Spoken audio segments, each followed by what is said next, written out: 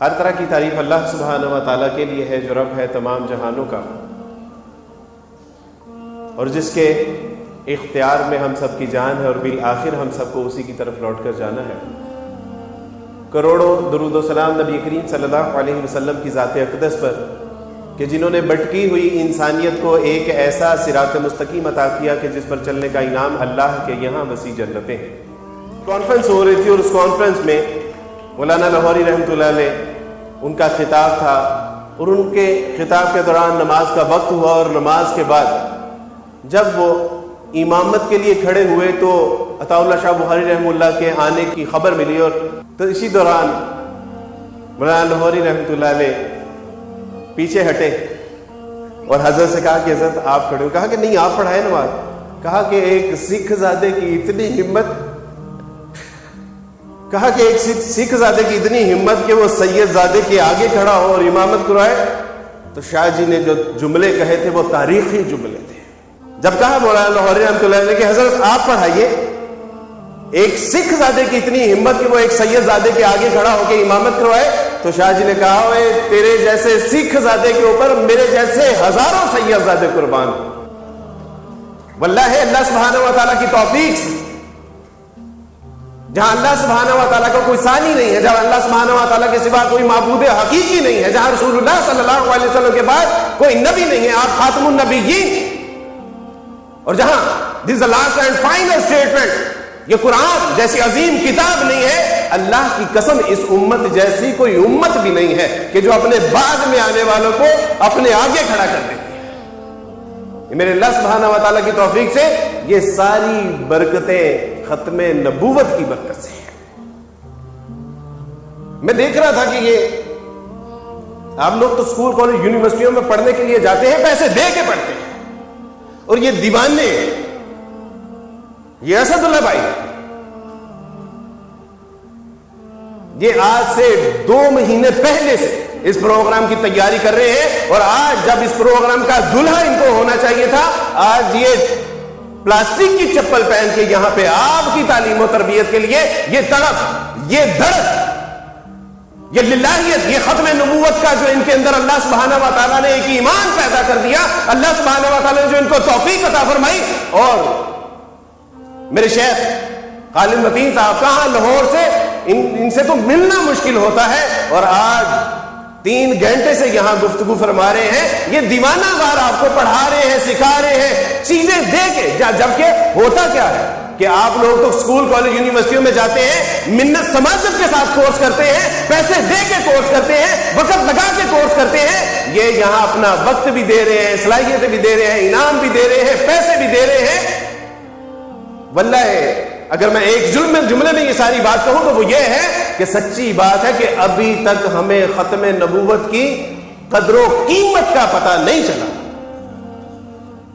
اگر پوچھنا ہے کہ ختم نبوت کی قدر و قیمت کیا ہے تو ان سے پوچھے کہ جنہوں نے اپنے ماں باپ، بہن بھائی، رشتے دار، یہاں تک کہ اپنے مال و متا، یہاں تک کہ اپنی جانوں کے نذرانے پیش کر دیے، اس لیے کہ ختم نبوت کے ساتھ اللہ سبحانہ و تعالیٰ نے ساری آخرت کی بہاریں جوڑ دی۔ ہونا تو یہ چاہیے تھا کہ اس پروگرام میں ہماری بچیوں کی طرف سے انعامات آتے، والدین کی طرف سے انعامات آتے، اسکولوں کی طرف سے انعامات آتے۔ یہ جو بچے جو محض انعامات کے لیے یہ کتابیں پڑھ رہے ہیں، کورس کر رہے ہیں، ختم نبوت کا عقیدہ سیکھ رہے ہیں، ہمیں تو دیوانہ وار اس کو پہنچانا چاہیے تھا، سکھانا چاہیے تھا۔ کیوں؟ کیونکہ ہمیں ختم نبوت کی قدر و منزلت کا پتہ ہو۔ لیکن سچی بات ہے کہ ابھی تک ہمیں اس عقیدے کی اہمیت ابھی ہمارے اوپر واضح ہوئی۔ اٹھائیے تاریخ اور دیکھیے، یار یہاں سے پڑھو، ختم نبوت سیکھنا ہے تو یہاں سے سیکھو، ختم نبوت کا کام کرنا ہے تو یہاں سے کرو۔ جب تک نہیں کریں گے، اللہ کی قسم کھا کے کہتا ہوں کہ جو ابھی ہمیں ذلت اور رسوائی کا سامنا کرنا پڑتا ہے، آپ تو پتہ نہیں کہ سوشل میڈیا سے کتنے اویئر ہیں۔ ہر روز سوشل میڈیا کے اوپر کبھی کوئی رسول اللہ کے کارٹون بنا رہا ہوتا ہے، کبھی کوئی رسول اللہ صلی اللہ علیہ وسلم کی تصحیح کر رہا ہوتا ہے، کبھی کوئی ختم جو ہے وہ نبوت کا دعویٰ کر رہا ہوتا ہے، کبھی لٹریچر شائع کیا جا رہا ہے، کبھی جو اپنی عبادت گاہوں کو مسجد کے طرز میں بنایا جا رہا ہوتا ہے۔ اللہ کی قسم کوئی دن ایسا نہیں ہوتا کہ جس دن اس سینے کے اوپر جو ہے وہ کٹ نہیں لگتی۔ کیوں؟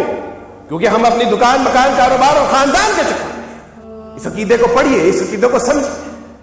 میرے دوستوں بھائیو بزرگوں، یہ ختم نبوت کا ایک ایسا فوج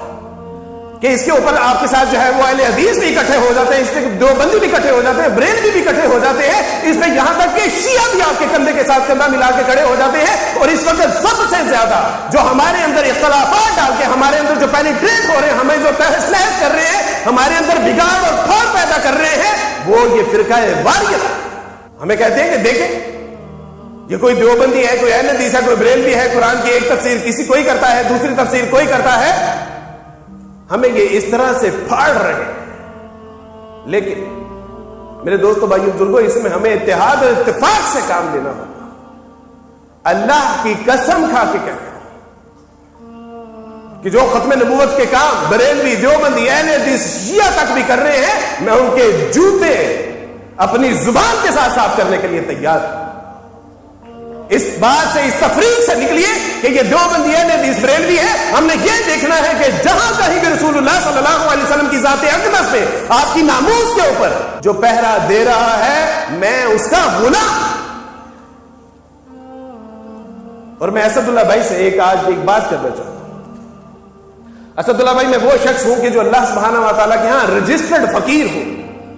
میں نے اللہ سے طے کیا ہوگا کہ اللہ میں تیرے در کا فقیر ہوں، میں کسی اور سے نہیں مانگوں گا. اور اللہ کا واسطہ دے کے کہتا ہوں کہ آپ نے اگر ختم نبوت کا کام کرنا ہے تو کسی کے آگے ایسے نہ کیجئے گا کہ کہیں کوئی یہ نہ کہے کہ دیکھیں ختم نبوت کا کام اتنا اعلیٰ و عرفہ کام کر رہے ہیں اور ایسے کر رہے ہیں. اللہ کی قسم کھا کے کہتا ہوں کہ آپ کو آئندہ سال جتنے پیسے چاہیے ہوں گے عبدالباری اس کا انتظام کر کے دے گا. اور یار، یہ ختم نبوت کا کام کوئی بیکاری بولے کا کام ہے؟ یہ ختم نبوت کا کام کوئی فقیروں کا کام ہے؟ اور یہ دلیروں کا کام ہے، یہ شیروں کا کام ہے، یہ رسول اللہ صلی اللہ علیہ وسلم کے غلاموں کا کام ہے. آج کتنے لوگوں کے ایمان کو چھینا جا رہا ہے، کتنے ہی لوگوں کے ایمان کو لوٹا، کتنے لوگوں کے ایمان کو جو ہے وہ نقب لگائی جا رہی ہے. اور رسول اللہ صلی اللہ علیہ وسلم نے روز حشر والے دن پوچھ لیا کہ بتا دے، اے فاطمہ کا نام لینے والی، عائشہ کا نام لینے والی، اے خدیجہ اور زینب کا نام لینے والی ہے، بتا محمد صلی اللہ علیہ وسلم کے غلاموں کا اقرار کرنے والوں جو کہتے تھے کہ حرمت رسول صلی اللہ علیہ وسلم پہ جان بھی قربان ہے، جو کہتے تھے کہ محمد صلی اللہ علیہ وسلم کے لیے تن من دھن قربان ہے، میری ختم نبوت کے اوپر ڈاکے ڈل رہے تھے، کہاں سو رہے تھے؟ تم اپنے دکان، اپنی مکان، اپنے کاروبار اور اپنے خاندان میں جو ہے وہ محل تھے، مگن. کہاں؟ مولانا غلام غوث ہزاروی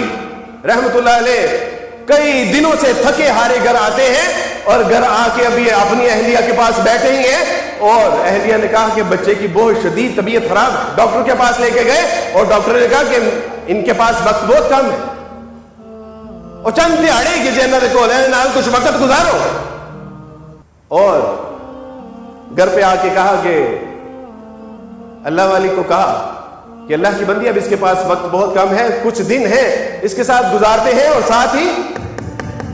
دروازے پہ نوک ہوئی،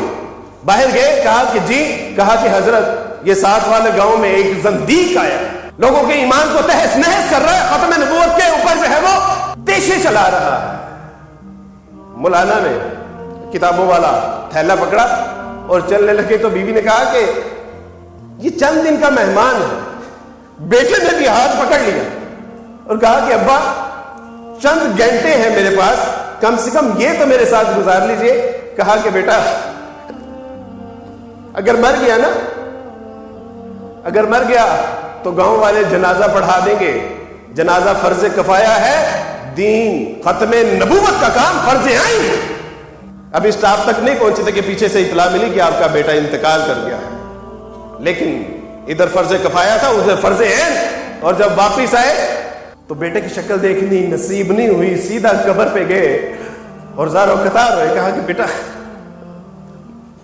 تو مجھے معاف کر دے گا اگر میں نے رسول اللہ کی خدمت میں کوئی کوتاہی برتی تو رسول اللہ صلی اللہ علیہ وسلم اور اللہ مجھے کبھی معاف نہیں کریں گے. رات کو گھر آ کے سوئے، اللہ سبحانہ و تعالیٰ نے خواب دکھائی کہ ابا جان آپ کے ختم نبوت کی خدمت کی وجہ سے اللہ سبحانہ و تعالیٰ نے میرے سارے غلام معاف فرما دیے. اللہ کی قسم ختم نبوت کے اوپر ایسی لاکھوں کروڑوں مشینیں قربان. ہم کوئی معیشت اور معاشرے کے لیے نہیں بھیجے گئے تھے، ہم کاروبار کے لیے نہیں بھیجے گئے تھے،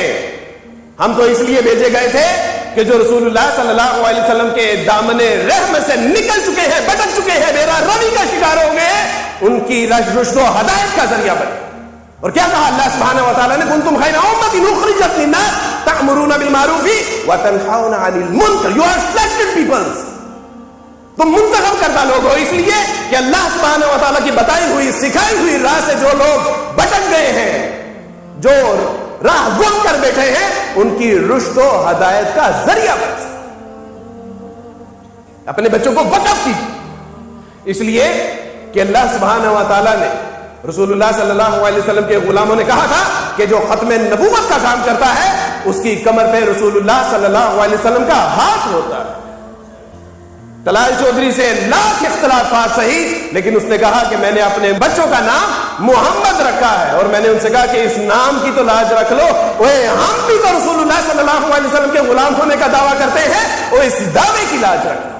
اللہ سبحانہ وتعالی سے دعا ہے کہ اللہ سبحانہ وتعالی بات کو سمجھ اس پہ عمل کرنے کی توفیق عطا فرمائے۔